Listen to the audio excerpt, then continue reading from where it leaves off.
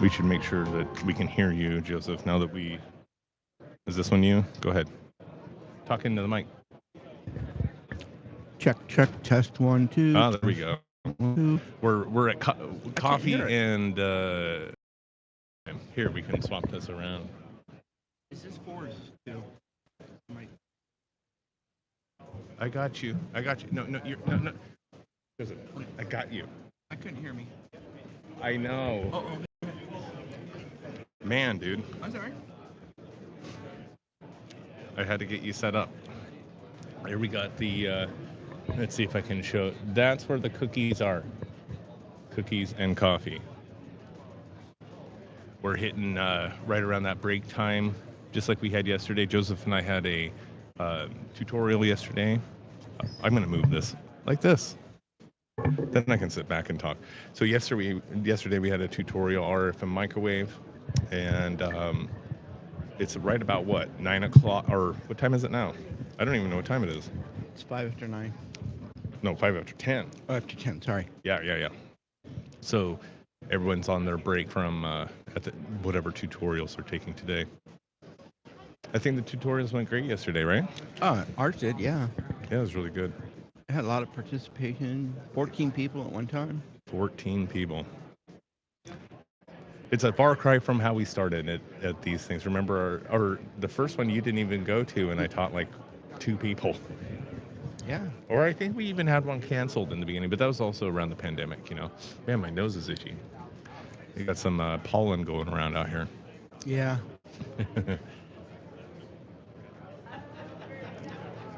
So what's going on, Joseph? You're not very talkative today. Just getting in the mood. I'm kind of like checking things out. It takes me a little while to ramp up. Early on at the conference, it's quiet in here. They are going to do a raffle here in a minute. Maybe when that raffle's going on, I can go walk over to where it's happening and we can try out our mobile mic. Yeah. Our on-the-scene reporter. Yeah. Well, and you can watch me on your screen right there, and then I'll be able to talk with a mobile mic, and then we'll just see how it works, you know? Yeah. This could be something good. It'll be a good time. And then maybe we'll go see what everyone's featuring. You know, everyone comes to these things for a reason, right? Us, it makes sense. We're teachers, we're a school. We come for the tutorials more than anything. Yeah. Make sure that we're passing on the knowledge. But everyone else here has products and all sorts of stuff. Like we even had a lathe over here. Did you find out what was happening right here behind us? They're making pencils, hand-turned pencils. Are you serious? Yeah, they did it Aw. last year too. I was checking it out, but I didn't really. You should go check them out when you. Well, maybe we will. We'll do a little mobile reporting. I think they were making them and selling them last year. I just checked them out, and I just noticed he's here again this year. Very cool. Well, I didn't know if they were doing a lapping machine or something. That'd be cool. You bring in your micrometers and get them lapped while you wait. Curious thing, huh? Yeah. We'll also have some guests on when we can. I can't promise uninterrupted coverage. Well, unless we always have this up and running and people can just watch people walking by. Hey, I think we are able to see comments on here.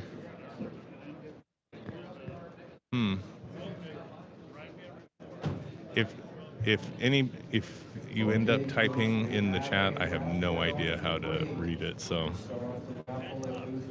Oh, here's the raffle. raffle 125. So can you stay here and man the station basically? Are you cool with that? Yeah. I'm not going to be able to hear you. Okay. Hmm. Do you want to take my phone? Actually, let's see if I can. No, that won't work. No, we'll just walk with it, and we'll roll with it. If it doesn't work, it doesn't work. Yeah. I can see it here, and we'll just comment. But you're gonna have to carry the conversation, Joseph. Oh, I got it. All right, hold on. Let's switch over to this one. Test. Testing. How's that sound? Too loud? Not loud enough. I can't hear it at all. Can you hear me now? Or should I? Hello? Okay, I hear you now. Testing. You can't hear me? Yeah, I can hear you. Now you're making me nervous. Oh yeah, that. Yeah, yeah. I just a lot of background noise. If you can hear it in your headphones, that means you can hear it in these. Okay. Because if these are away, you can't hear me. Yeah. Or now you can hear Yeah. me. Yeah. Okay. We good? You can see our technical skills here in video. What booth was that? Our technical video skills. No, but what booth am I supposed to be going to? Just right down there Uh-oh. at the front where the glass booth is, where they have all the prizes. Okay, It's here we go. to the left. You'll find it. Okay, Joseph, here we go. All right. I'm gonna.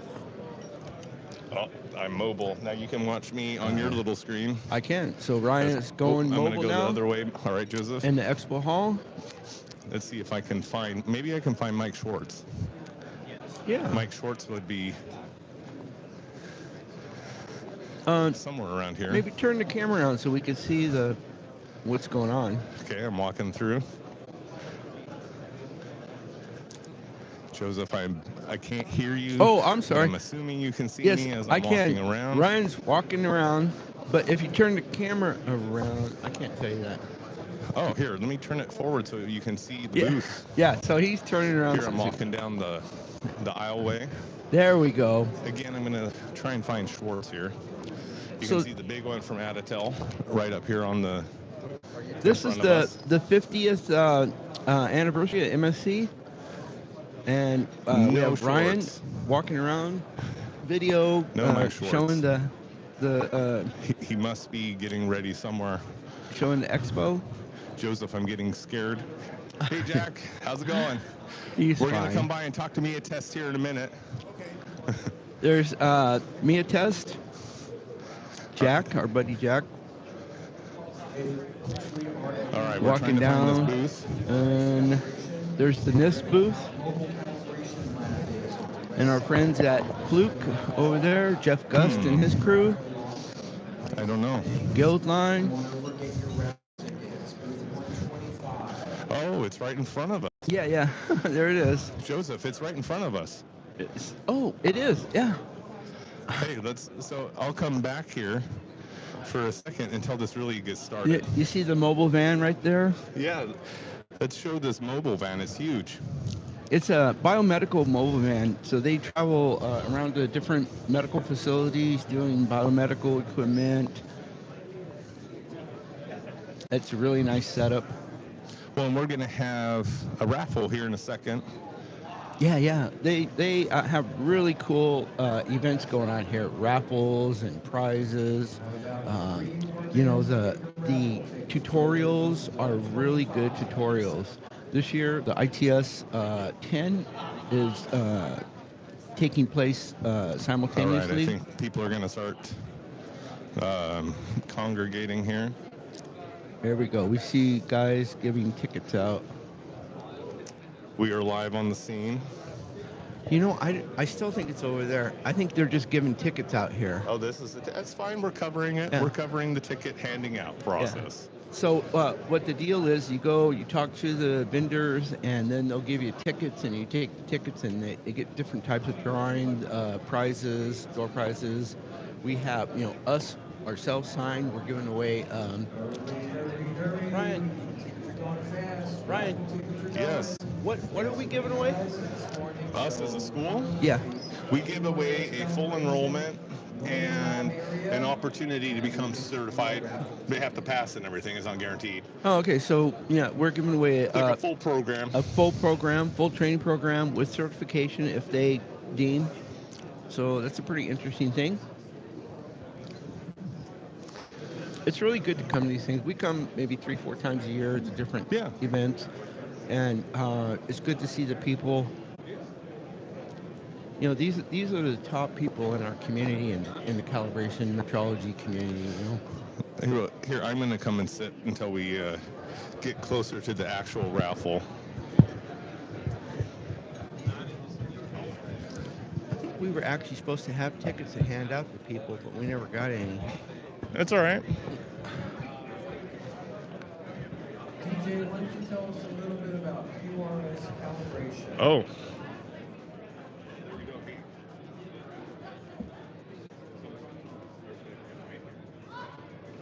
Can you hear me? Oh, there we go. Here.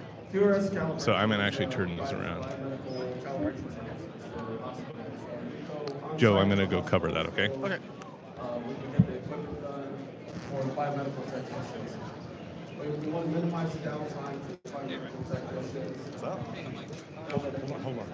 Who else? Test equipment, have the stuff out to the patient for us, and make sure that the healthcare industry is as efficient as we expect here in the United States. Oh, you're recording. Sorry. No, you're good. Great, thanks a lot, DJ. So We're doing the live stream. that getting what you were good-looking woman right there with the ponytail. I'm sorry. No, Let's see you're her. good. You're good. It was good. All right. So Ryan's over there right now at the booth. What? Were you able to hear it? Barely. Well, I have number 3 on as well. That I was hoping was going to get some of that over the top. Yeah, I can't, the loudspeaker can hear it. You can't hear it?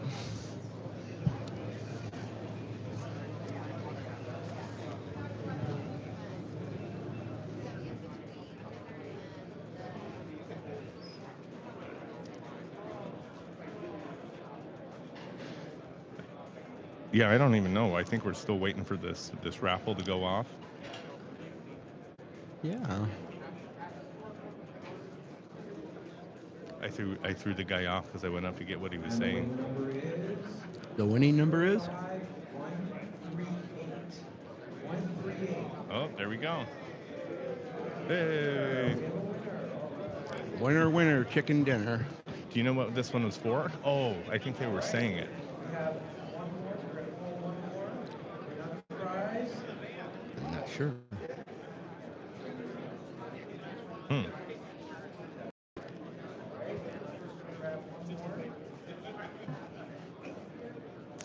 Are we supposed to do? We're gonna be all right. Oh. They'll come and tell us if they want us to do a raffle. Okay. I have no idea. Okay.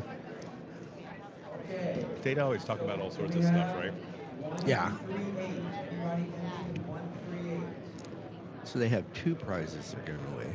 Oh, okay. Did you happen to hear what they were? That's what I was trying to get. Cheryl, we have one more gift to give away. Mm-hmm. Okay, ending in 147. Oh, they have a bunch of stuff given away. 147. I can't see what he's got.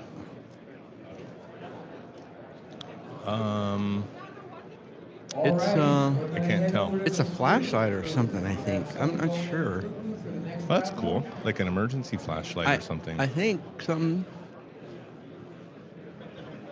Are they going to another booth or is that it? I think that's it. Yeah. Did Schwartz? Oh, I think Schwartz had a class today. That Yeah, might be why. he's in class today. I would have expected him to come by now and say hi. Yeah, him and Henry are training today. Oh yeah, and Dillip and the Greg Uncertainty. Sanker. Yeah. So we have some really good guests that will pop in and out. Yeah, Martin DeGroot wants to come on and chat again. He was going to give us his impressions from day 2 or day 3 of ITS. Yeah, Martin DeGroot, he's a great temperature guru. Oh, yeah. You know, he's really a great guy. Well, here, let's bring him back over to our side. Yeah. Yeah, so far this has been a good trip. I mean, really nothing abnormal other than the unfortunate passing of Karen Jackson. If some of you might not have heard about that, she has been a chair and numerous different positions in the MSC community, and Yeah. Unfortunately, she passed away right before the conference. So our condolences go out to the family there, and there was a moment of silence yesterday for her. Yeah, yeah. Great person. Now today, what happened to we had a schedule. Somebody took it. I had it sitting out. Let me go get another one, okay? Well, is there one in these? Oh, it might be, yeah. Yeah, people put all sorts of stuff out here. Yeah, as you can hear, quite the hustle and bustle out there. Excitement as the excitement for...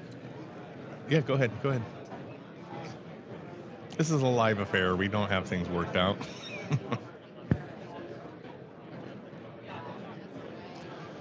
All right. But yeah, so far, great conference. Been enjoying getting together, chat about it, everything metrology, see what everybody has brand new here. Um, Here in a minute, I'll go take a walk around and say hi to some of our friends out on the floor, talking about the new products that they have. Maybe we'll go say hi to Adatel, make them make them show us some stuff. Um, Mia Test. Many of you out there might not be familiar with Mia Test yet, but they let us borrow a calibrator for quite a few weeks to get some training videos done, and I was very impressed with the equipment there, and it gave us something great to demonstrate electronic principles on. So yeah, big thanks out there. Um, so waiting for Joseph here. I'm just going to take a quick break with the camera still running, the background sound on, just not my mic. I have a cookie here I'm going to eat, and then when Joseph gets back, I'll go around and chat with some people, and so that you can see in general kind of what a conference is like. So we'll be back here in just a minute.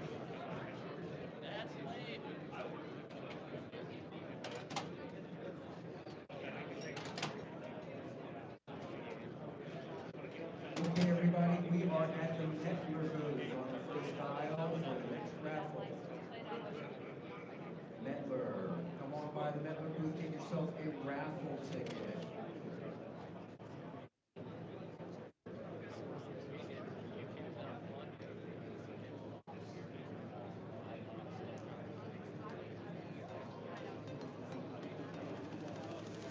That's booth 21. Mettler, come on by. They got $150 gift certificates. Come on by and win some gift certificates.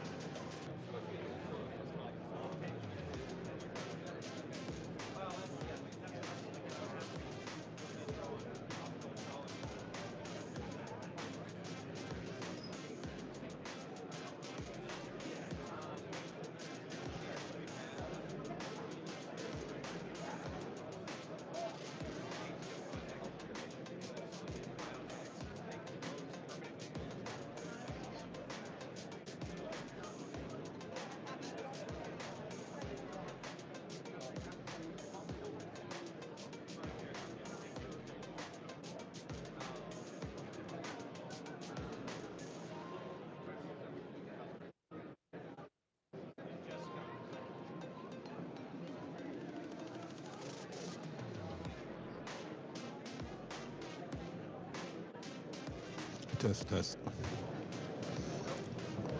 We got another raffle coming up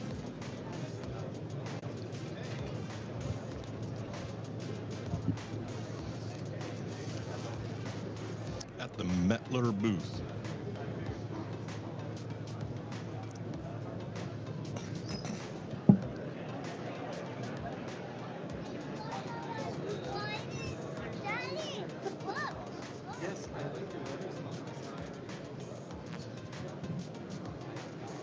Test, test.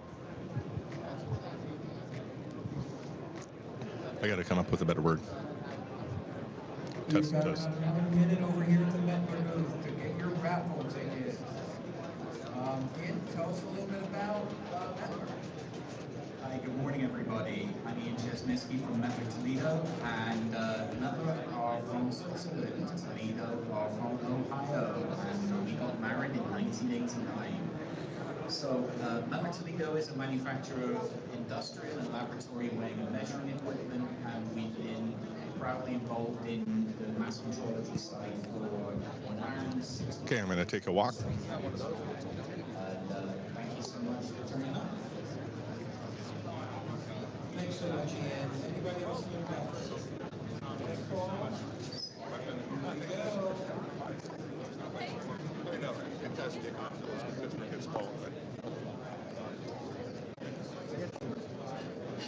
All right, I found the booth.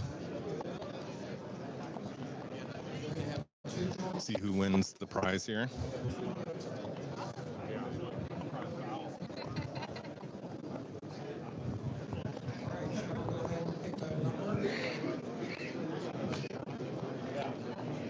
All right, the first winning number is 166. I believe 166.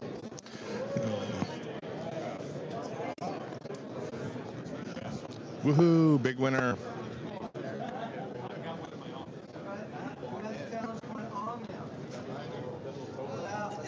Gives you an extra. All right, I'm going to pick a random number. I don't have any other ticket you have. Since you already won a car, I'm going to pick a number and you have the last digit. Second. So everyone received a challenge coin, and you needed to have that for a special drawing. Challenge coin. So I'm going to pick a random number. 6. You already had a 6. So random number 8. Yeah, not sure what's going on right now. I'm going to head back then. All righty.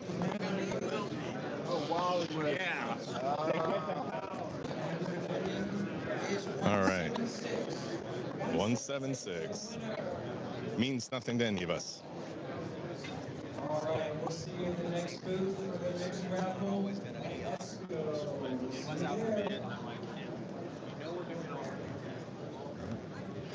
Just went for the raffle by Mettler Toledo, Joe. Okay. Michael's taking care of our raffle stuff right now. What stuff? The stuff we were just talking about, our raffle stuff. Oh, okay. Cool. Yeah, we had a really good day yesterday. So we had 9 different tutorials all day from different companies. We had our good friend Dilip Shah, Dr. Shah, as I call him, with his making statements of conformance and measurement decisions, our good friend Tim Mason, who is the president of the MSC here. Us, of course, with our RF and microwave basics course. Jeff Gust, our good friend, Fundamentals Metrology.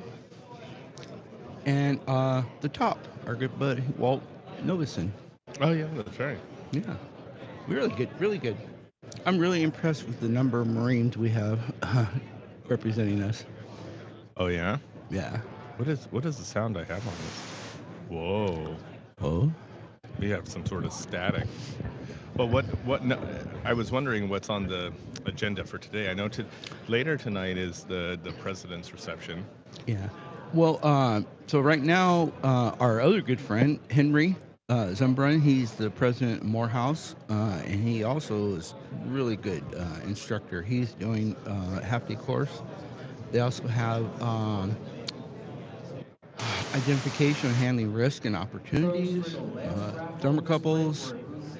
And then later today, Henry and Dillip are doing a CPR for competence. Yeah, CPR for your CPR for what? CPR for competence in your measurements. Yeah, and isn't Greg Sanker's in that too. Yeah. That's a good one. Yeah, Dillip, Henry, and Greg. I mean, that's a great team right there. That's the super trifecta of calibration knowledge. Yeah, really great guys. And then, like I said, the president's reception tonight, which will be I guess a dinner, but then there's that the bands. Oh yeah. that It's everybody's all happy about. yeah, it's I think they did away with that for a while. What's that? The music and bands. Did they? Yeah, I think Every year I've been here, they've had it. have they? Hey, look who's walking over here, Tim Mason. Our good friend Tim. Tim Mason. 67, and I'm going to ask Troy. You should come. You should come on. You have to put on those headset though, so you can Hey, hear how's us. everybody doing? Thanks for coming over to the ESCO booth. You have to hold this pretty close to you though. ESCO is a Are you there? third-party calibration company. I'm here. located Oh, there he outside is. Boston, Hey. Massachusetts. Tim, here we should put you on We're a camera. general purpose calibration lab, So we were just watching. but we're also I was over there a covering calibration the laboratory Mettler college support giveaway. center. I missed what We it was support though. What was about being 200 given away? calibration labs still Mettler gave away around some the gift cards, and I gave away for the people that had the challenge coins, which we're doing this year. I gave away a hand-turned pen that John Bowman was turning Tuesday night at the exhibitor reception. So it's kind of a spot thing. I know Joseph was just telling me about that. I would have went over there. I didn't even know. Yeah. Is he done? Yes. Oh, It was just Tuesday night. We his lathe was up there, so we had hand turning. We've had that for years. yeah, I saw him before. And so, but this year I had him turn pens, and I'm going to use them for spot giveaways for the challenge coin. Part of our promotion for our sponsor. Yeah, we've been looking at getting challenge coins a couple of years back, but I haven't. I just forgot. Those would be fun. It's a good time. It's good for our sponsors, and it's good to. And plus, everybody likes a hand-turned pen. Everybody, we still write with a pen, right? Yeah. Some You're of us supposed do. I use a what they pencil. say. It's erasable. So what else is on the schedule today? We were just talking about we had a great tutorial yesterday. We had like 14 people at one point. Yeah. This has been an amazing conference, I think, and, Yeah. we worked very hard to put it on, and everybody's turned out, and it's been amazing. We've had good speakers. Classes have been jam-packed. Every time I walked around to see the tutorials or the NIST sessions, they were fairly full, standing room, some only. Yeah. And so the education has been amazing, which is what we're here for, right? We're a nonprofit educational That's right. That's why we organization. come. Yeah. We were talking about that. Like, yes, we got a booth and all that, but we don't. More of our function here is teaching and outreach and all that type of stuff. It's bringing in the next generation, hopefully, right? Right. And also training the ones that are here, because we have a lot of people that came in that were trained in a specific discipline, such as a pharma. You come in, your process control on pressure or temperature or something to do with either or. But they have an interest in other areas, so that's where we come in, and we supply that. Come in and get a little knowledge. NIST is doing their fundamentals of metrology. We have a lot of process control information. Like I do Back to Basics, which is covering a wide range of topics. Yeah, I was a presenter at that one time. Yeah. Dillip and Henry, they have their stuff. Yeah. Yeah, we have the industry experts. And that's the beautiful thing about this. We have Morehouse, we have King Neutronics, we have SICK, we have the Druck pressure, right? We have all the guys. Fluke, yeah. Fluke. I mean, they're all here. Yeah. Mia Test. I mean, everybody's here, And not just the organization, like Jeff Gus, he's the corporate metrologist. So Yes. we have the very top people.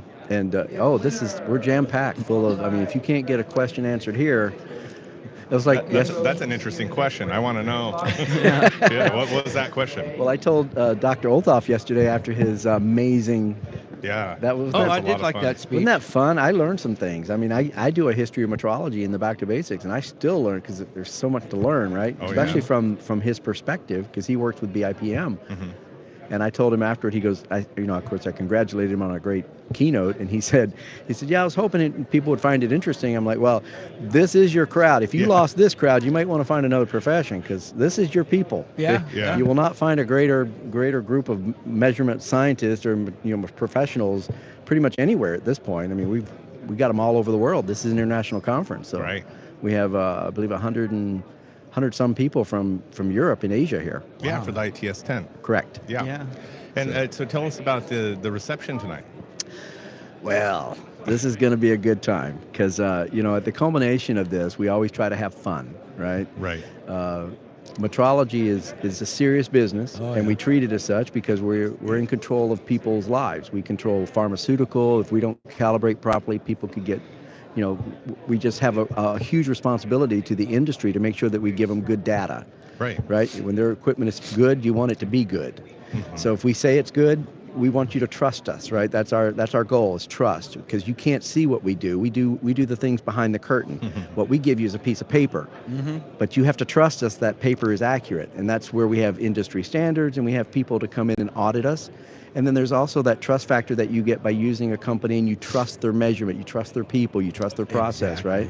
And that's quality, accuracy, trust. I remember when I used to work for another calibration company years ago, that world-renowned Edison lab. Ooh. Oh, yeah. That was our motto: quality, accuracy, trust. And we meant that. And we had a huge quality system. We had a whole department just devoted to quality. And of course, we worked for a nuclear plant, so it was a little easier to get that done. Yeah. But the concept is the same for any cal lab. Regardless if you're nuclear or if you're just calibrating for an automotive, you want your wheels on right. You want your lug nut tightened to the right or torque value, right? Yeah. So all that's important. Every little measurement we cook do. at home. I want my oven to be right. Yeah. Right? And if you can figure out how to do that, let me know, because I'm still burning cookies. Well, not burning, but undercook. I got to cook them longer. Yeah, there's some ovens that they don't do very good on the temperature sensing They device, swing right? a lot. Yeah. We have a lot of ringing going on in there, Yes. right? And integrity is a big thing. Doctor yesterday was talking about measuring people, Yes. and Yes. stuff. That's something you can't really measure, integrity. It's an intangible, and it's built over time. Yeah.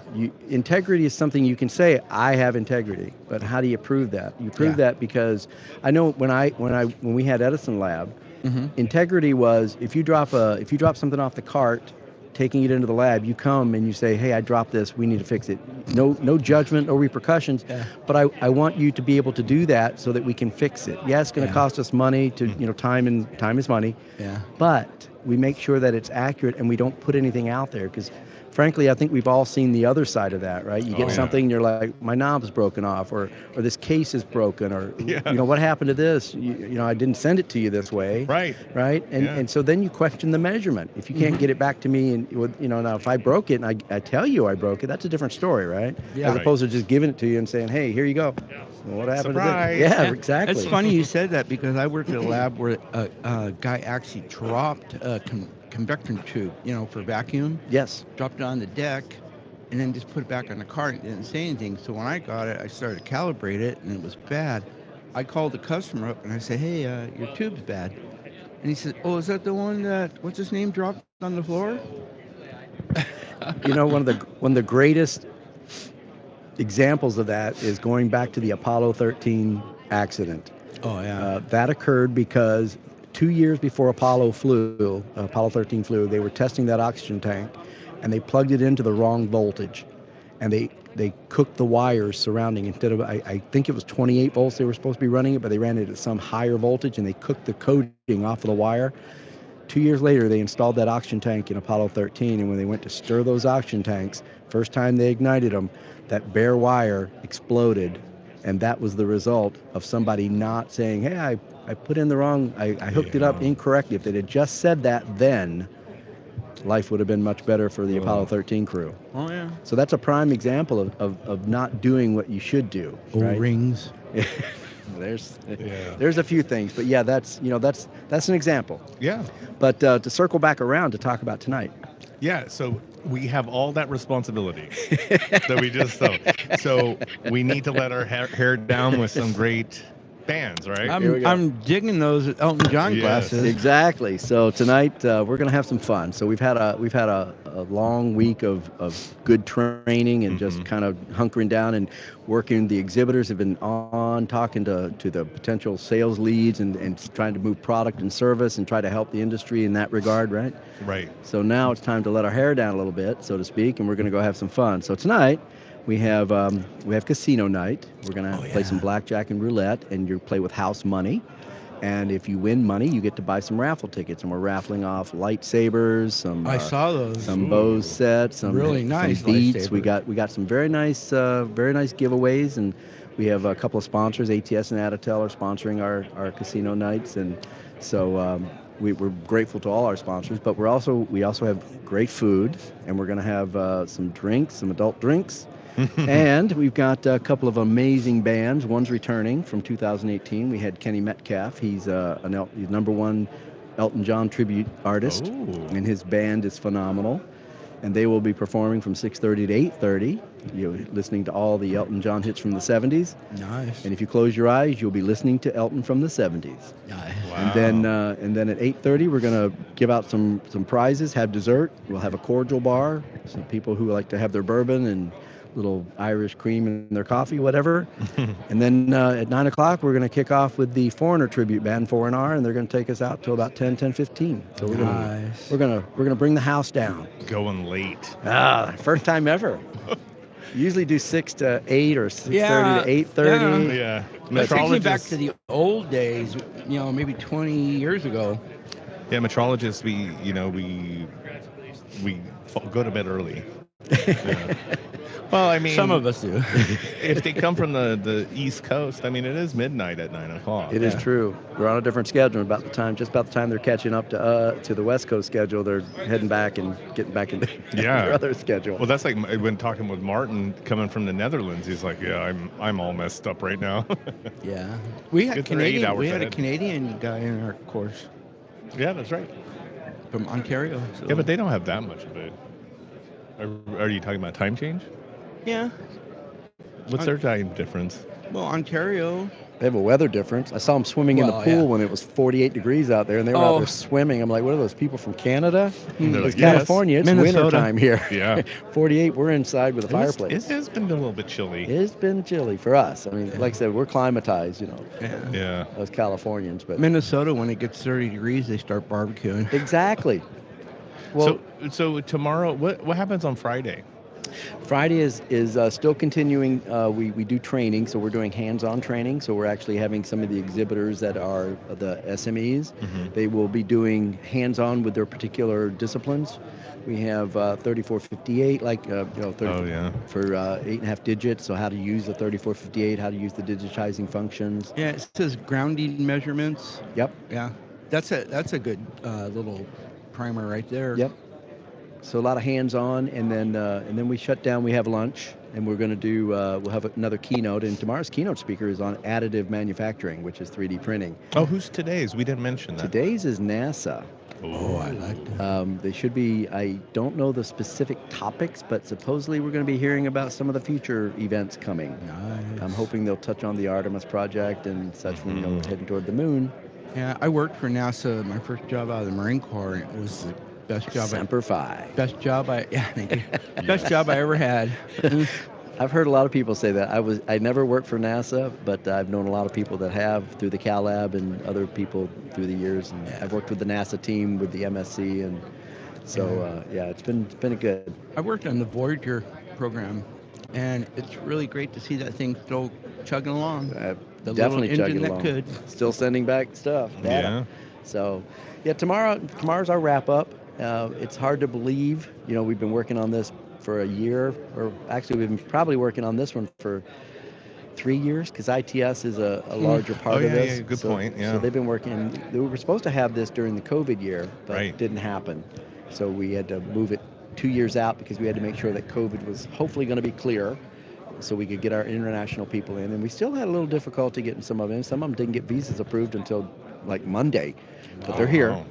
So it's been interesting, but it's all worked out. This has been an amazing conference. It's so weird they have to get visas approved and people just walk across the border.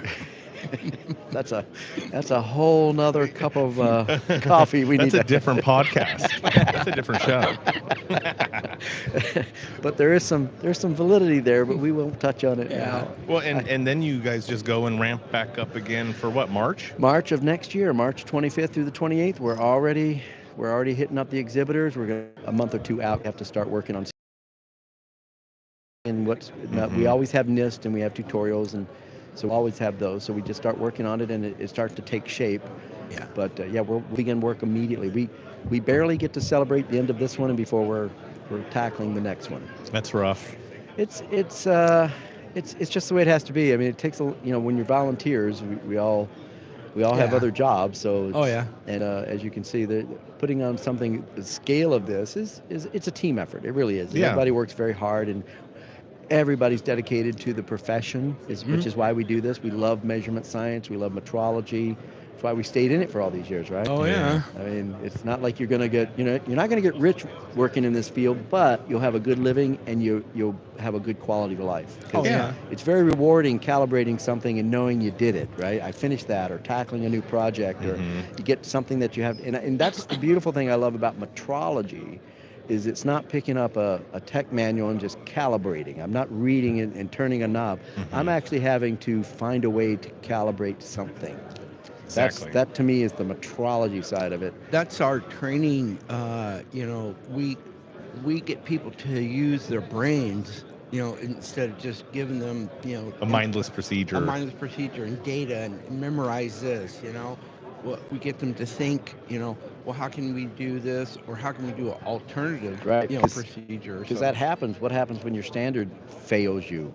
Right, you're in the Yeah. middle of a calibration, and all of a sudden your standard dies, or you break that thermal cable that you've been so dependent on, and you're Yeah. like, oh, this Or you is. work in a large lab and you got a bunch of people and you don't have that many standards. Sometimes, you know. You have to find a way. You have to. Well, it cracks me up. You mentioned, you know, we love this profession. We love the measurements and all that. We're starting to acquire a lot of training equipment, and I'm sitting there like doing all these cals, just sitting there in my house for no purpose, other than I have it all and I want to do some cals. And you can do it. Yeah, I now have the ability. It's like, okay, I'll run some cals. Love of the through game. here. Love of the game. With us, you know, our focus is on brand new people, neophytes, novices, and stuff. So, you know, our goal is to expose them to our community, to see all the wonderful people and the opportunities you have. You know, I tell people, you know, you can go right into our career field and start making money. You know, Right.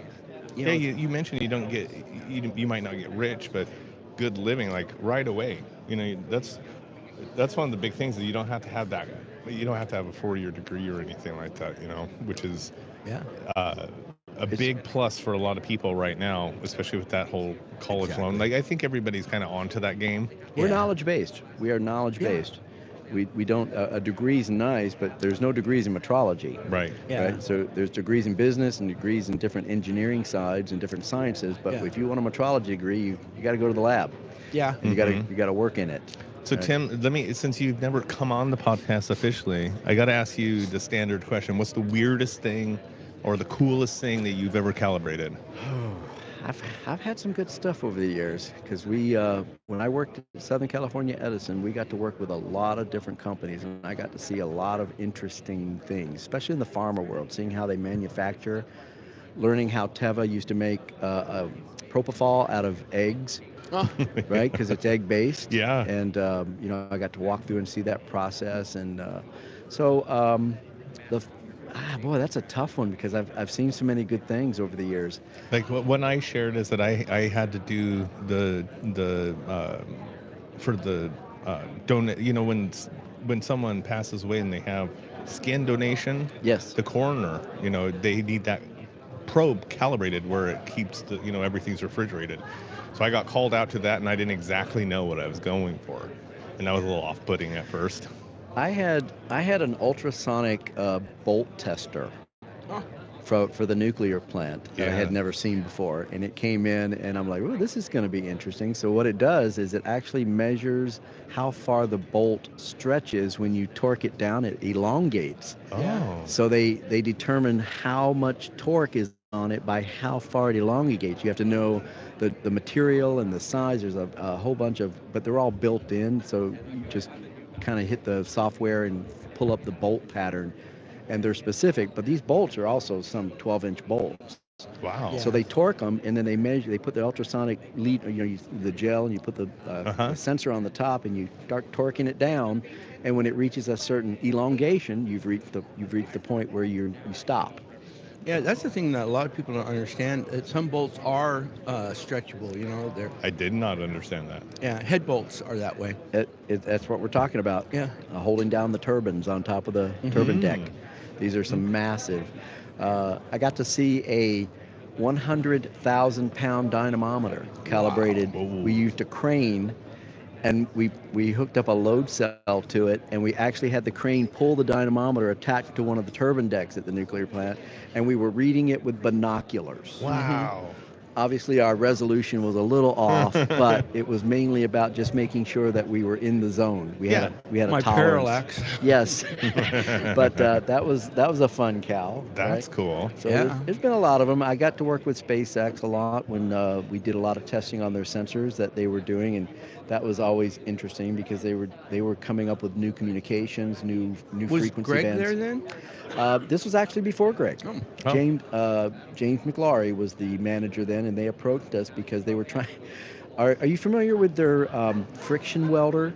Has that ever been talked about? No.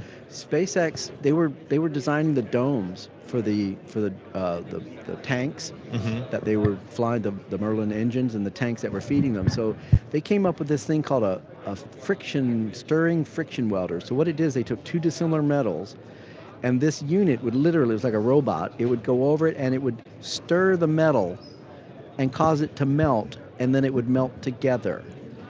Produced a seam, and it was called a friction stir welder. Amazing. And they were trying to figure out how to measure the temperatures and such because it was very high. And of course, thermocouples and different types of measurements can only go so high. So we were kind of into that black body range. Yeah. Right. So, I don't know what they ever did with it, but we worked with them a little bit on that. But that was some amazing technology that we were seeing. That's how all metrology love stories start, right? Two dissimilar metals Yes. meet. It's in so many parts of what we do. But that was a fun little chore. And then, so we've done quite a bit of work with but the pharma world always amazes me, the process of how they put drugs together, or the Riffy water, the high-end purified water, and just how they measure tanks with Coriolis meters, or just look. You could look down in the tank and see the level on the little scale, or you can put load cells underneath of them. You can measure it that way. So it's always interesting to find new ways to come up with a measurement process. So you're bringing back a lot of memories. Yeah. Well, and I mean, same with you. I'm jugging it all right now. You mentioned Teva. I used to go there. I did the stuff for the ones that they do the patches too. Yep. Yeah, for nicotine and all that, nicotine patches. So I remember going to Teva quite a bit to do their scales. That's one of those that I had to carry those big 100 kilogram, the big weights. The probably class F or something like that. But definitely, but they're huge. I got to go to work. I did calibrations for Mattel many years ago up in El Segundo. The toy company? Yes. Nice. They would actually take, when they were designing things, they would have to test them. So like in particular would be board games.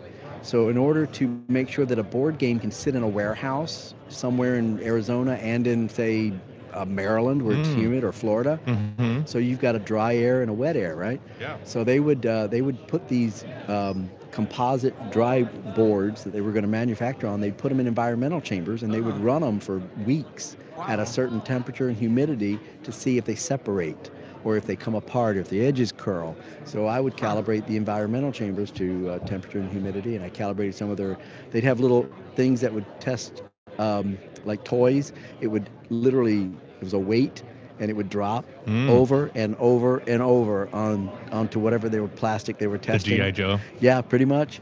and we would calibrate that, just the weight on the end and the fulcrum point to make sure it's hitting it at the right force. G.I. Joe salutes 1,000 times. Yes. So there's been some fun, just metrology's fun, right? Oh, Yeah. Well, actually, destroying stuff's really fun too. Who can it be now? Sorry. Okay. I really have to run. Yeah. Thanks for coming on. I've got my phone's been blowing up. Thanks for coming on, Tim. I love this. Let's do this again. Yeah. So, and I'm sorry it took me so long to get into this chair, but now that I'm here, I want to come back.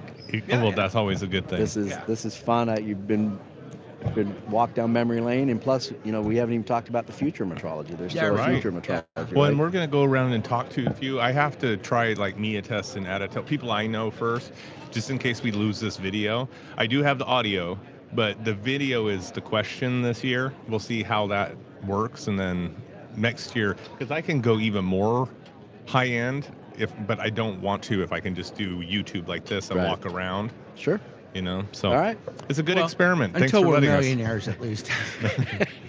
All right. Well, thanks, Tim. Thank you. Tim, thanks so much. There we go. We finally got Tim on the show. Tim Mason, the president of the MSC Training Symposium. Thanks, Tim. Hey, let's put it back on us. Great guy. Yeah, that was fun. So now what do we have for the rest of the day here? Should I go and talk with one of our friends for a minute? Sure. See if we can get that on camera, and then we'll shut it down, see if it will upload. If it uploads, then we feel good about it, and then we can do a couple others, and maybe we can alternate. It'd be fun for you to go out and chat with somebody too if you have some questions or whatever. All right, so let's see. Here, we're going to take a quick break, and then just to make sure that someone's over there. So hold on.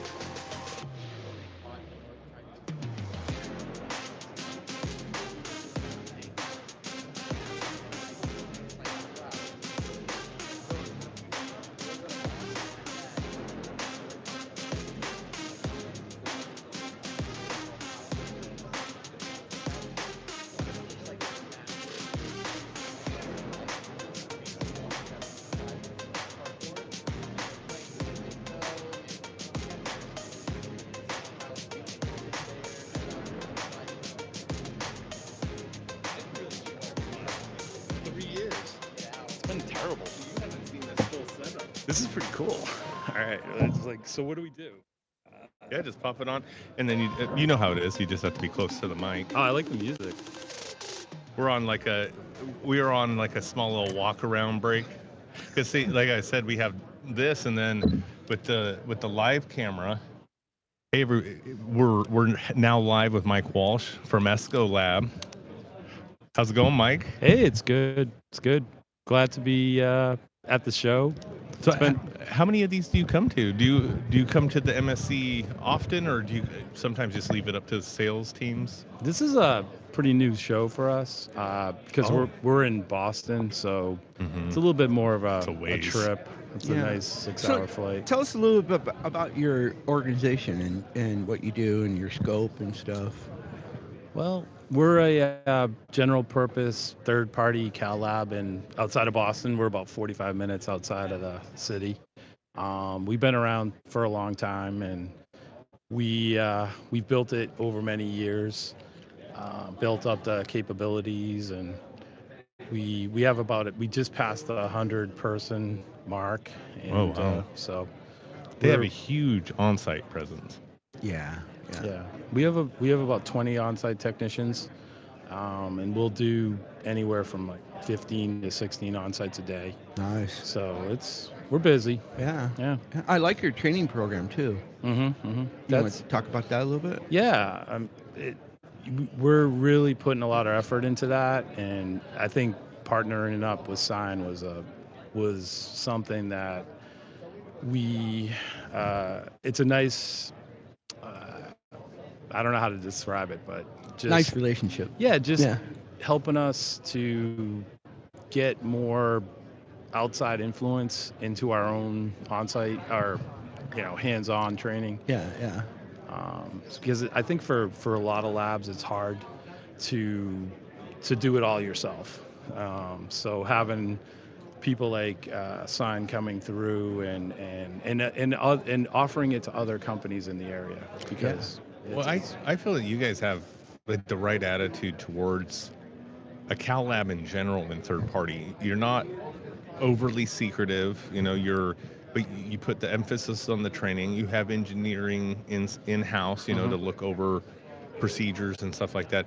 Like I notice a lot of the third party labs out there, they always will double up some of those responsibility on somebody that maybe isn't right for it. Yeah. Or I've told you, I've been honest about it, that having the support for the on-site guys, especially how much variability is out there, and you have like a full team that supports that. That's why I think it's amazing that you guys are like, oh yeah, we'll help out other labs and give advice and stuff, because you guys have somewhat I think the right way of looking at things, and where a lot of labs fail. Yeah. Yeah. Well, over the years, we've been coming to different shows and sending technicians. I think that's a big part of it, is getting people out to these type of shows so they can see other parts of the industry, and but also we know that we're going to have to develop new people, and if we don't have a robust training program for them, Exactly. it's and like you said, a lot of times it's the newest guy training the other newest guy. Yeah. And that's never a good thing, right? No. So you were asking like what kind of things would you want to talk on here about? What brings you guys to MSC? What benefit do you guys find in it? Well, meeting guys like you, and I think the networking aspects are really important for us. For sure. And also the visibility that we will get at a show like this, where before we did these shows, we were just a little Cal Lab in New England, which nobody really knew, right? Yeah. So it gave us a better platform to not only learn about the industry and what's going on, but also to let other people learn about ESCO, the people at ESCO, and meeting people like you guys. So Yeah, I think that's a good point. That does give a good credibility that I don't think a lot of other labs think about, and coming and being a part of these things, like, because I know even myself, I look at a lot of booths, and they have a product that they just released or something, the Additels, they got a ton of Oh yeah, products, right? yeah, right. But when it comes to a cow lab, like, until you even said that, I guess it does bring a good prestige to your lab, that, like, Yeah, we yeah. traveled to these things, we're here, like, Yeah, we're yeah, that yeah. we're that kind of lab, Yeah. and but you're one of how correct me if I'm wrong, is there any other cow labs here? It's disappointing to not see other independent third party and also just bigger national labs here. I'm not sure why they don't feel the need to be here. Yeah. And even if they're not going to be here, why don't they send some technicians and people that need to learn new skills and network or whatever? Yeah, this is the place to do that because, Yeah. like Tim just said, we had Mhm. Tim Mason on. He just said we have the top people in our community here. We have the people who write the books, Yeah. that assess and do all their stuff. Mhm. So if you're going to go to a tutorial, this would be the place to go. Yeah. Right. Yeah. Well, I'll tell you one bad thing about coming to a show like this is you realize what you don't know, right? Yeah, oh yeah. So I think it's easier just to sit at home and think you know everything, right? Sit in your bubble of Yeah. like, oh, we're doing fine. And then you come here and you're like, oh boy, we got some things we got to fix back. That's at the a real lab, right? Yeah, I think that's very true. Right. That's a real big stigma. Sometimes Yeah. people get kind of like afraid. They don't want to go out and I've been around for a long time. I've seen people that just don't want to go out and put themselves out. Absolutely. And they feel they get embarrassed. Yeah. Where like me, I just like any training is good training. It's Yeah.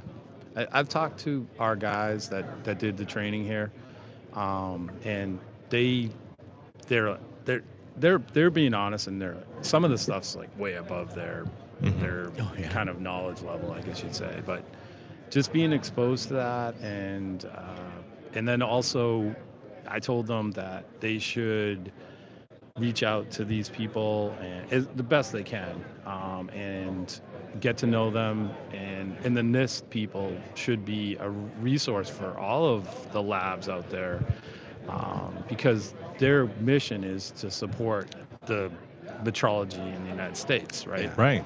And I look at ESCO as part of that infrastructure.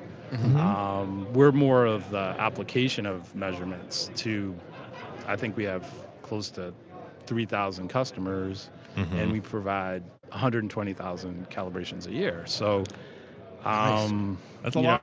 Yeah, it's a Yeah. lot. It is a lot.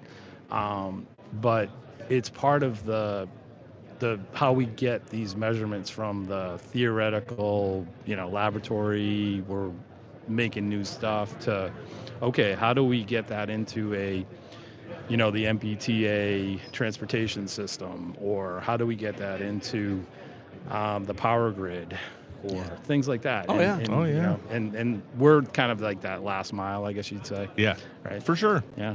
Where the rubber meets the road. Well, it's good that you're out there looking actively. You're doing stuff where a lot of people just kind of sit and wait for people to come in. Exactly. Yeah. Yeah, that's a good approach. I like that. Yeah. So, because when I want to know a little bit more about what Sign thinks is the most important training priority right now in the industry. Like, if you could pick out one thing where you think it needs to be improved, what would you? Do you know my answer? No. Well, I mean, we talked about it recently. When we had that meeting, I think it's a twofold, and Joseph, I think, will agree with me on this. Is, for one, there's a lot of people that don't truly understand where they stand in their own knowledge, Okay. in their own abilities. Yeah. And I think a lot would find that, and it's not a negative thing, right? We're all at a certain point in our learning journey, and I think people feel afraid to be like, I know nothing about this subject, but I know these in metrology, and we see people at the highest level, they know one or two disciplines, like that's their focus. Right. But I think a lot at the where we talk about rubber meets the road, that third party world, people feel so much pressure to be like, I know it all, when it's like, no, you don't. Right. Right. Embrace Yeah. the learning. Hmm. But you know how it is, job market, like people, especially what we came out of, throughout the 2010s, the 2000s, and all that, where you're trying to fight for those promotions, you're trying to Hmm. prove something, and it's hard sometimes to be like, well, I don't know, Oh yeah. you know. Yeah. Yeah. Or if you get hired, Hmm. how many people get Mhm. hired, in metrology, especially, Mhm. where, hey, I was a lab manager for this military, for the military. Did it for 15 years, 20 years, but then I come out with so many holes. But I don't want to tell you that. Oh yeah. I want to get Oh hired. yeah. You know what I mean? Yeah, I know. And so then they're nervous. Then at that point, you hire me. Yeah. Can I now be like, hey, look, Yeah.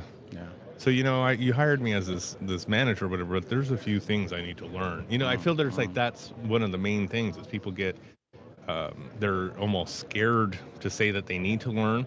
And so in a lot of ways, I think that's the way that we need to go is, testing everybody. Testing. Yeah. Yeah. Because once we establish that level one, Mhm. we'll be ready, and we're ready right now in a lot of things, the level twos and all that to help progress people. Yeah.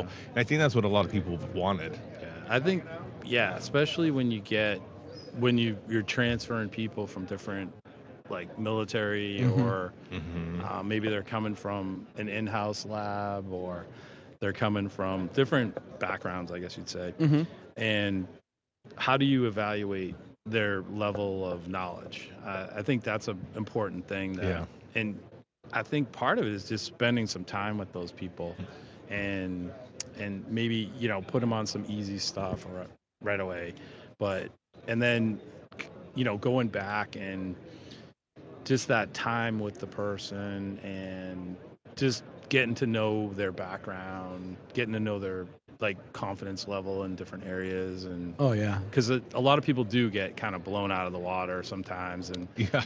and we've worked really hard not to do that, because I think you're going to get a lot. It's going to be easier just to throw somebody into the fire, but it doesn't work really well, because Yeah. it Right. just creates a lot of stress. It creates people that shouldn't have to go through that kind of situation. Animosity. Right? Animosity, and it's not fair to the people. So we've really dialed that back, and we don't want people coming in like that. We Yeah. want people coming in, and we can give them something that we feel is fair and they can handle, and let's see where it goes, instead of just But see, my goal is long term. You can hire a level 3 and be like, no, he's ready to roll. Right, you're right. And, You know what I mean? But even then, they're learning new software, they're learning culture, they're learning Do you guys who do use I your- go to, where's the bathroom, where's the I don't remember. Do you have your own software, or is it or they learn what are Like- they like- what software do you guys like have them on? IndieSoft type? Oh, is yeah, that so what- they're going to use IndieSoft mostly. Nice. I That's do, very popular. yeah, I do think there's a lot of learning in different areas of the company too, where it would be nice to get that basic knowledge of just what's a cert, how do you read a cert, Oh yeah. what's 17025, and again 540B. yeah, just what's the history a little bit. And so that's hard for a lot of companies to deliver. So You think it's a time issue? again, it's like people are like, they feel like as though maybe they don't know enough about it to teach it. Yeah. Even though they do, but it's they might not know every little detail of it. Yeah. And maybe they don't feel confident enough to deliver the information. You bring up a very good point. Do you know how many people that I've even approached, their friends even, and I'm like, you should do something for our course, it'd be good. And they're like, oh, I'm not at that level. Right. It's like, what level are you talking exactly. about? I know. It's but I think it's just a problem in the industry, right? That's one of the things that we are all about entry level people, getting people in the thing, but we're all about career development too. Yeah. So I think that's a lot of times, people get into a job and they're just like there forever, Yep. and it's like I'm not being offered any training. I'm not being Yeah. offered any Yeah. different I situations. know. So we work with people to help them, develop their career, to get extra training, upgrade training and stuff so they can move No, up. that's huge. Yeah. Well, That's and yeah, huge. like we've been saying at this conference a lot because people are asking, what's our up and coming, and I say level 2s and 3s because, the level 1 has now been around for almost 4 years. We're coming up on 4 years, which is Yeah. crazy. But everybody is excited about the level 2. But it's like how do you get people prepared for that when they're not? Yeah. They're not quite there yet. Yeah. Well, I know when you guys come out, we've got a couple guys that we're gonna plug into the training. We're lining up some new people coming through. So Yeah, the turnout's been pretty good this time. okay, that's Yeah. good. That's good. Well, and it's just like we talked about. It takes time for people to understand. It does. But our response here at the conferences now, like when we teach, they're like, we've been so excited about this, because we have a style, and we have a way of doing it. You came and stopped by for a little bit. We'd like to make sure you're actually hands-on doing stuff, I mean, one thing I think that we have is there's a lot of people that are looking for opportunities, and this is a good place for opportunities, right? You mean ESCO or here? This industry Yeah. and ESCO and other labs too. We provide a ramp up for a lot of people to go from a high school graduate to maybe a community college kid, an engineering school kid, maybe a kid that isn't really sure what he wants to do yet, but he's kind of handy dandy and likes to fix cars, stuff like that. Yeah. So there's a lot of people that can fit into our industry, Right. and I think having a shortage really helped us in a way, because we got away from like some of the he doesn't have the P-mail training, so we can't hire him or something like that, and I think it was driven by people that were maybe not as open-minded as they should have been, right? Yeah. But I got into the business through the driving the truck, right? Yeah. And that's but that's the entry level, right? You don't come in as the president, right? I mean, that would be nice if it happened like that. The company would fail. Right. Yeah, exactly. So Well, that's what a lot of people don't look at. It like, it's a career opportunity. Exactly. Yeah. Everybody wants to get a job making $25 an hour, and that's why my hamburgers cost $12. I know. Oh, well, and that was the other point I was going to make. And the other thing that we've been talking about at this conference is, in the past, if you're working at any lab and you want to learn anything that isn't available at that lab, what is your route?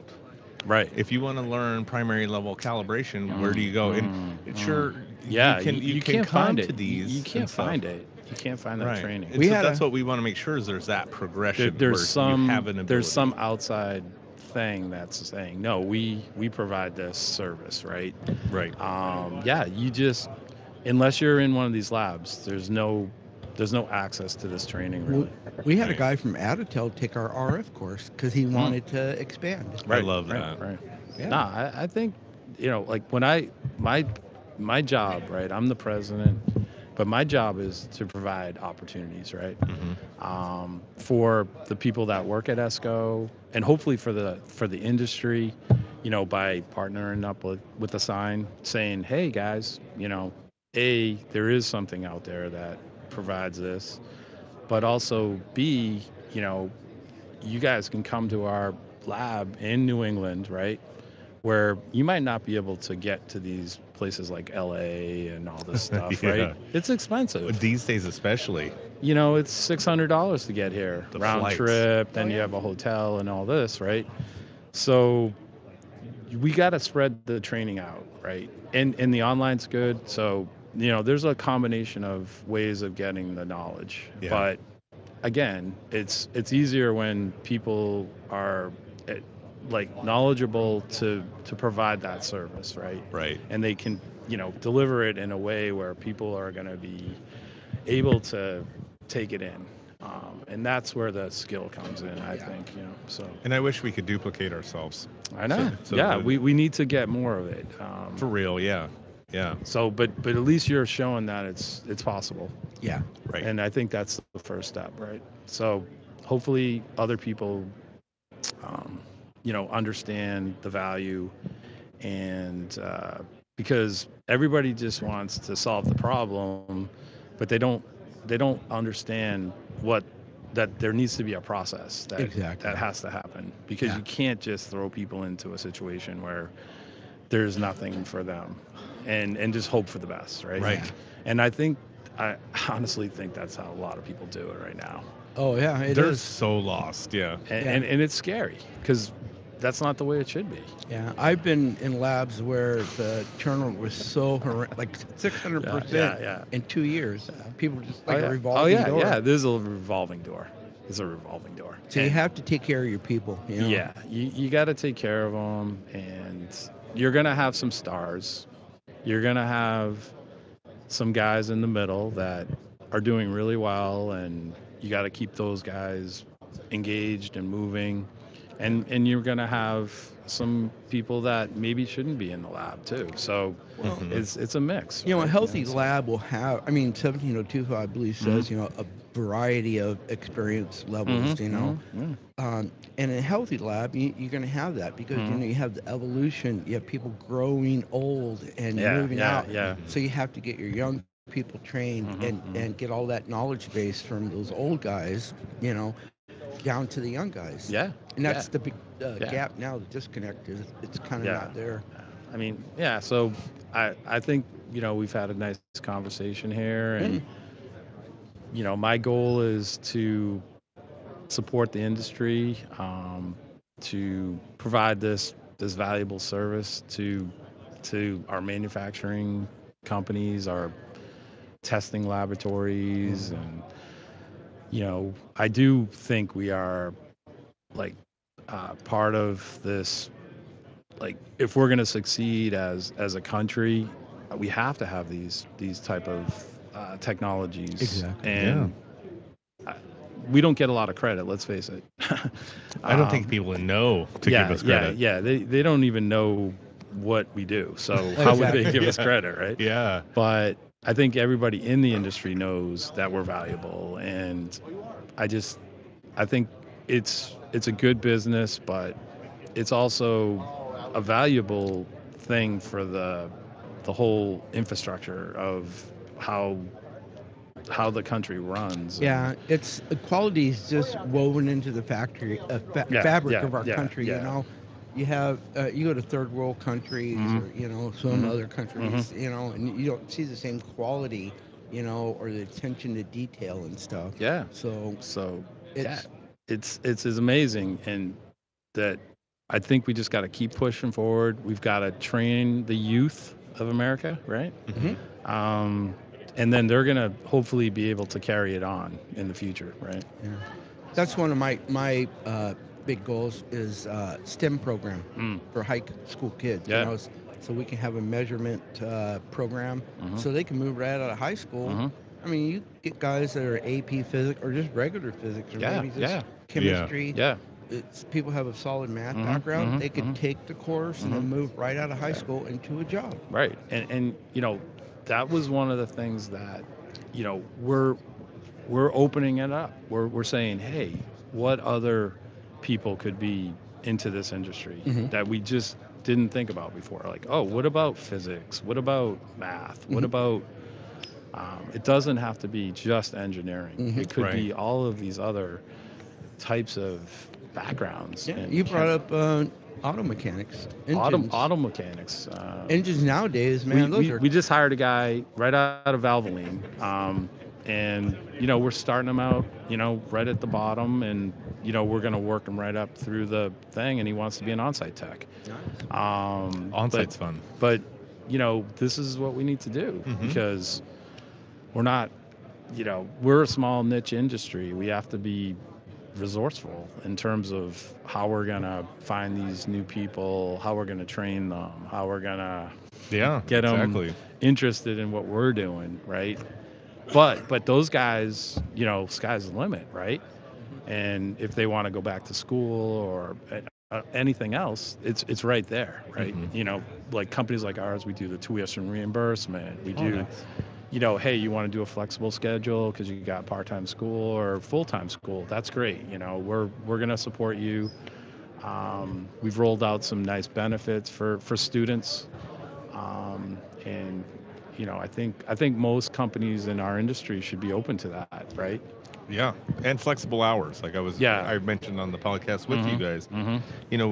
We have a lot of situations where customers would actually prefer that.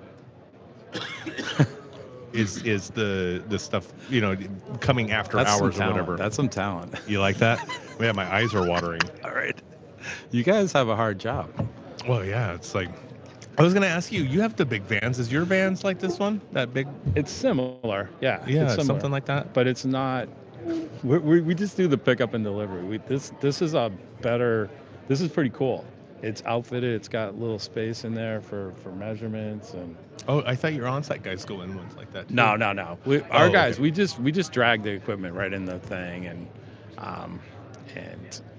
but we can make improvements with this stuff too. I mean, but I'll tell you what, I think calibration's still it's developing, right? Oh, yeah. We're still trying to figure out how do we get these measurements into these different locations? How do we? A lot of times when you go on site, you're going to be gowning up. You're going to be, there's more to it than just showing up and doing the work. It's this stuff's over here, this stuff's over there. You might be up in the ductwork. You might be, we tend to not like to, disengage a gauge and put it back because we're never going to be as knowledgeable as the end user on how that stuff is supposed to be set up, right? Mm-hmm. So, or like I always say, some sort of weird alarm. Oh yeah, somewhere. There's Yeah, crazy like, alarms going off. So, I mean, we will send guys back to the same place, and they're going to get familiar with some of the setups and stuff. So it's not terrible like that, but again, we're talking from this theoretical, pounds per square inch to, okay, how do we get that measurement into this system? And it's not as simple as just walking in the door and slapping a meter on it. Thermocouples for for real. big long thermocouples that go into the vat. Oh yeah. I used to go to that place. There's a place called Recommend R&B, but they made everything from condoms to at Sam's Club, your vitamins and everything there. But it's funny, like I'd go there for an entire week, and you're right, I would be dressed in half of the building. I'd be dressed up in the rafters, doing all sorts of differential gauges and stuff like that, or then going down into where they actually make medicine, and you're sitting there doing the revolutions on their big old thing. So it's like, wow, this is where everything happens. You're buying at your Costco. Yeah. So, I mean, one thing, if you're interested in this career, you're going to learn a lot. In terms of like how stuff's made. You'll get into that, if you go on site, you'll be in every type of manufacturing company. You'll be at airports. You're going to be, sometimes we go on to ships. We'll go on to ships and, Oh, cool. Like we'll go on to, not very often, but there's some ships that will call us up, but it's not something we. Well, really I'm in special. Utah. We don't have. We're not by the shore. You're probably not going to do ships, right? But we do have this guy who's really short, and he does good in ships. Oh yeah. Because it's limited access. I deployed on a ship. Duck your head. Yeah. You better not be claustrophobic. Right. Yeah, but anyway, yeah. So we do a lot of work for the Coast Guard. Which I'm really proud of. Yeah, my dad, really cool. my dad was in the Coast Guard. Oh, so, nice. Yeah. So every time I look at a Coast Guard cutter, I'm always like, this feels good. My buddy was in the Coast Guard in Vietnam. Wow. He did the riverine stuff. I know a lot of Marines have a lot of respect for Coast Guard because they have that, supposedly the second hardest boot camp. Oh, really? To ours. Yeah. It's Semper Paratus. Yeah. Semper Paratus. But we break more bones. yeah, I'm sure. Possibly. Yeah. My dad, he got into the Coast Guard during World War II. It was actually part of the Department of the Navy back then. Okay. So you're technically in the Navy, and he got on a crew that installed the Loran towers. Oh yeah. Yeah, and that was the first real radio navigation, and it won the war. Because without that navigation for those ships to get over to these places, I mean, it was revolutionary technology. It's at funny the you time. said It's about that in the course. Yeah. Really? I used to travel. I worked for the Navy, so I was like a troubleshooter. Okay. They'd fly me out to those sites. Like I went out to Marcus Island, which is halfway between Wake and Iwo Jima. It's so small. It's only got a 4,000-foot runway, so you can only land small planes in there. But they have a Loran station there, so I had to go there. Wow, that's so cool. Yeah, it is cool. That's The cool. ants were eating the phenolic insulators, Wow. and I was like, there's not much to eat there, so Yeah. So they ate the phenolic. But that's the type of thing that we're talking about, right? Yeah. It's all of this infrastructure that is going to need calibration. It's going to need measurement. It's going to have to be deployed. It's going to, and we're going to need people to do this work. Yeah. It's Yeah. not just going to be press a button and it's going to work. It's Right. People got to install it. They've got to set it up. They've got to validate it, right? Yeah. I mean, we haven't really a lot like anything that goes into our lab. We make sure we validate that device and make sure it's working the way we expect it to work, right? Oh, well, we did. I mean, I did a lot for biomedical, and validation for them Yeah. is the cal procedure Oh yeah. yeah. 400 times. 400 times, yeah. But Yeah. think about it, like in a lot of applications, people aren't doing that, Yeah. Right. but they should be. Yeah, the biomedical, they have that FDA on their butt, but it's you're almost right. overkill. It's Right. almost overkill. Right. But we need to do some of that. Yeah. We need to do like, okay, I'm gonna set up a Thunder, scientific thing in my lab, right? Okay, I take it out of the box. And I'm not an expert in this stuff, but you better put some time into that Oh, yeah, before the you Thunder, start yeah. throwing some cows in it, just Yeah. to make sure you got it working properly. It's like your smoker, you don't want Yeah. to put you don't want to put your nice brisket, your expensive yeah, brisket in there. exactly. So in your personal life, when you get Yeah. out and about looking Yeah. at stuff, do you Yeah. see like quality of products maybe not being as good as it used to be? No, I think one thing I will tell people when someone says, well, what do you do? And I say, well, I do calibration, I do, measurement, technology, service, whatever. But I'll tell people, I'll say, the what it is now that you jump in your car, you can get, you're going to get, you're probably going to get about 200,000 on that, maybe more, right? Yeah. Mhm. And you're not going to have to change your oil for 7,000 miles. You don't really need a tune up anymore, right? Right. I mean, when's the last time you really had your car tuned up, right? Spark plugs. It's the spark plugs, maybe your 100,000 brakes, miles. maybe something, this and that, right? Yeah. For a well-made product, this is what we're dealing with because of measurement, because of validation, because of this technology. And before, as I'm pretty old, but stuff didn't run like that, right? The Oh, thing yeah. would be overheating and And the breaking down and Right. muffler. 670s, if you got 30,000 miles out Yeah. of your car, you were doing good. Yeah, exactly. Remember? I remember 60. Like, oh, 60,000. This is Yeah. 60,000. Now Incredible. it's 60,000. The car's getting broken in, right? Right. Yeah. So, but again, where it's got to continue because, well, what's stopping us from getting 300,000 or 400,000 or, I don't know. I mean, yeah, there's going to be some thresholds we're going to hit, but that's just automotive. Like if you get in a boat or something, it's worse. It's like anything on a boat is like braking and All day long. it's just not constructed properly. Mm-hmm. But guess what? They're not calibrating the stuff, right? So of course it's not going to be as well made. Mm-hmm. The technology is not as good. So this is what we're dealing with. Like the engine guys are pretty good. They're getting better. But I had a boat for 10 years. I had a sailboat. And Nice. the technology in a sailboat, I mean, it's better, but I mean, some of this stuff, geez, just What like kind of boat did you I have? had a big 40-foot sailboat. Oh, nice. Yeah, and I raced it. Single and, mast? Yeah, it Yeah, was a nice. sloop, but the actual technology that goes into those things, I mean, unfortunately, they have a lot of room to improve. Yeah. Mhm. And I think a lot of it is they don't measure their stuff properly. They don't like test their designs Probably more properly. testing and fishing. They're Yeah. always like just trying to come out with a new model. Yeah, build it. and, you know, I had a put all friend this- that had yeah. a 50-foot sloop, Yeah. and it sank just off Malta. Oh, really? And they tried to pull it up, and it just fell apart. Yeah. There's a lot of junk out there. Yeah. So yeah, there's definitely room for quality enhancements in a lot of areas. And I would say that would just be one of them, but there could be, you know, you pick an industry, and even like within the auto industry, you're going to have some really high quality manufacturers, and you're going to have some that are not as high quality. Yeah. So Sure. Yeah. Well, you know, you go back to, you know, in the 70s, you know, before they had.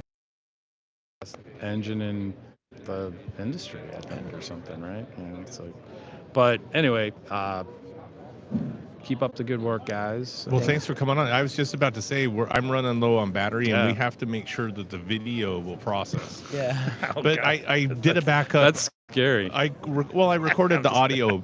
I recorded a backup of the audio just to be safe.